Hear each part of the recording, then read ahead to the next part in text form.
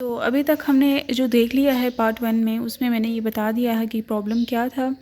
और जो naturally decays होते हैं और ये जो डिके प्रोसेसेस होते हैं इसमें न्यूक्लियस किसी की भी हेल्प नहीं लेता, ठीक है, किसी भी एक्सटर्नल हेल्प। जैसे मैंने कहा कि किसी भी प्रेशर,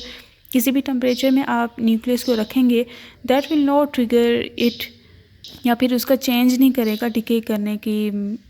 रेट को या फिर कांस्टेंट को या इस तरह की चीज़ों को, बिल्कुल वो चेंज नहीं करेगा। वो वहाँ पे भी independently of these conditions decay करता रहेगा अनटिल एंड अनलेस कि वो न्यूक्लियाई जो है वो यूरेनियम का न्यूक्लियाई फॉर एग्जांपल या फिर जिस भी एटम का न्यूक्लियाई वो फिर उस मुनासबत से डिके को करता है इंडिपेंडेंट ऑफ दीज कंडीशन। तो अगर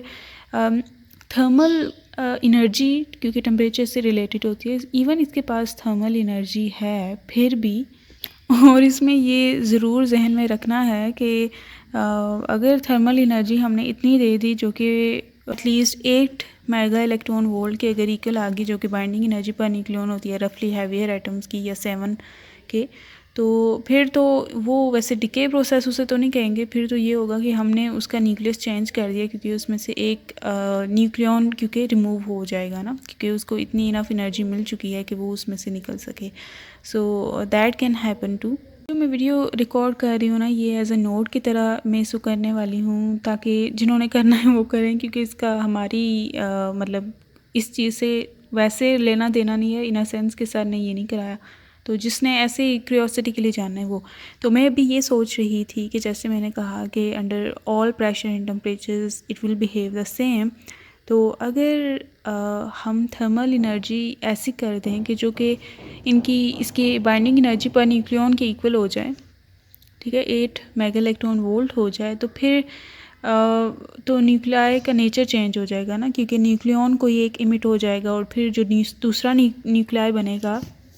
एक न्यूक्लियन के निकल जाने के बाद उसकी बाइंडिंग एनर्जी न्यूक्लियन थोड़ी स्लाइटली डिफरेंट होगी, लेकिन अप्रोक्सीमेटली 7 या 8 या इतना ही होगा मैक्सिमम। तो कितना प्रेशर या टेम्परेचर होगा, टेम्परेचर फॉर एग्जांपल कितनी टेम्परेचर चाहिए होगा इतनी थर्मल एनर्जी प्रोड्यूस करने के लिए, तो वो मैं कह रही थी थर्मल एनर्जी होती है ना के एन टी। के इज़ द बोल्ट्जमैन कांस्टेंट, और बोल्ट्जमैन कांस्टेंट की वैल्यू मैंने ली इन ये देख सकते हैं, ये बोल्ट्जमैन कांस्टेंट की वैल्यू इन इलेक्ट्रॉन वोल्ट्स में जाती थी, इलेक्ट्रॉन वोल्ट्स में क्योंकि मैं 8 मेगा इलेक्ट्रॉन वोल्ट, तो मैंने फिर ये किया कि मुझे अगर एनर्जी चाहिए इसके इक्वल 8 मेगा इलेक्ट्रॉन वोल्ट, तो ये के को मैं इधर डिवाइड कर दूँगी और टी मुझे मिल जाएगा। और जब मैंने टी निकाला तोबा ये देख सकते हैं हम, इट इज़ 9.289 × 10 केल्विन, इतना ज़्यादा टेम्परेचर। और अगर मैं सन का टेम्परेचर देखूँ कि कितना होता है, सन का टेम्परेचर होता है 5778 kelvin, and you can see here the difference, कितना ज़्यादा टेम्परेचर चाहिए होगा to thermally remove nucleon from the nucleus, ठीक है। तो ओ माय गॉड ये कितना ज़्यादा है। सो अभी हम देख सकते हैं कि अर्थ में एटलीस्ट इतना टेम्परेचर तो पॉसिबल ही नहीं है, तो thermal energy is not possible to remove even a single nucleon from the nucleus, क्योंकि उसे ये एक न्यूक्लियन को निकालने के लिए जो कि 8 मेगा इलेक्ट्रॉन वोल्ट है, उसे इतनी ज़्यादा एनर्जी चाहिए। तो थर्मली अगर हम निकालना चाहते हैं तो ये टेम्परेचर चाहिए और उसके करस्पॉन्डिंग वो एनर्जी आ सकती है, वरना तो नहीं आ सकती, और that is not possible on earth, और इवन सन में भी पॉसिबल नहीं है। सन के कोर का टेम्परेचर ज़्यादा से ज़्यादा कितना हो सकता है, मतलब ये अगर सरफेस का कोर का इतना ज़्यादा 10 है ये, इसमें ये कहाँ, ये 5 × 10⁻³ में कर देती हूँ उसको, ठीक है। तो 5.7 ये 6 भी मैं इसे कर दूँ, this is power 3 and this is about कितने टाइम्स ये ज़्यादा है, 7 में 7 ज़ीरो आगे लगा देते हैं, 3, दिस इज़ 1000,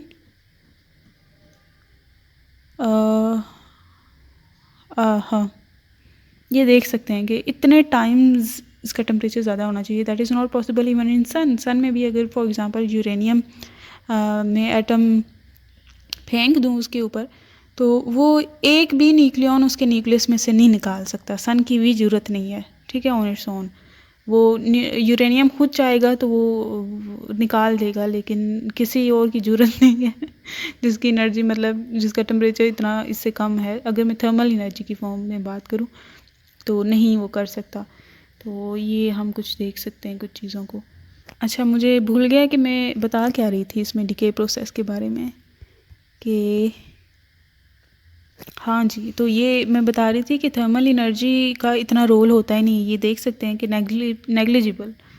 यहाँ पे टेम्परेचर होता है रूम टेम्परेचर 25 डिग्री, कहाँ 25 डिग्री, कहाँ ये टेम्परेचर। तो थर्मल एनर्जी सर ने जैसे बताया था, माइक्रो में कर देती हूँ मैं, माइक्रो इलेक्ट्रॉन वोल्ट्स में होगा या इवन इससे भी लेस होगा। अगर मैं थर्मल एनर्जी निकालूँ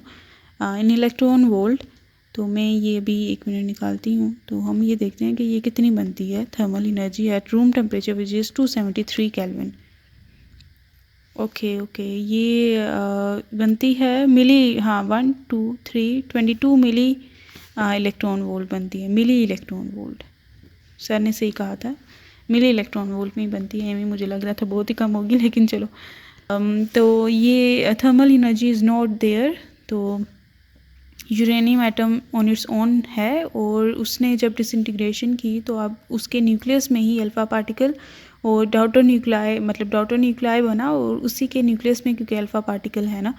और क्यों है, क्योंकि इसके पास जो एनर्जी चाहिए थी उससे बाहर निकलने के लिए, दैट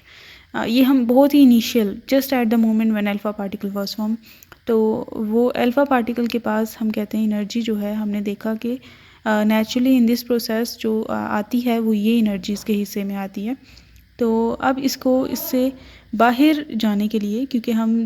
देखते हैं कि ये डॉटर न्यूक्लियर बच गया और अल्फ़ा पार्टिकल अलग हो जाता है, लेकिन जो नेचुरली हम देखते हैं कि क्या हो रहा होता है कि डॉटर न्यूक्लियर सेपरेट होता है और अल्फ़ा पार्टिकल सेपरेट होता है, मतलब कि वो उसकी न्यूक्लियस से जुदा हुआ होता है। तो उसकी न्यूक्लियस से जुदा होने के लिए उसको हमें पता है कि एनर्जी 25 मेगा इलेक्ट्रॉन या उससे ज़्यादा ही चाहिए होती है, लेकिन वो उसके पास नेचुरली है ही नहीं। तो ये कैसे हो रहा है? तो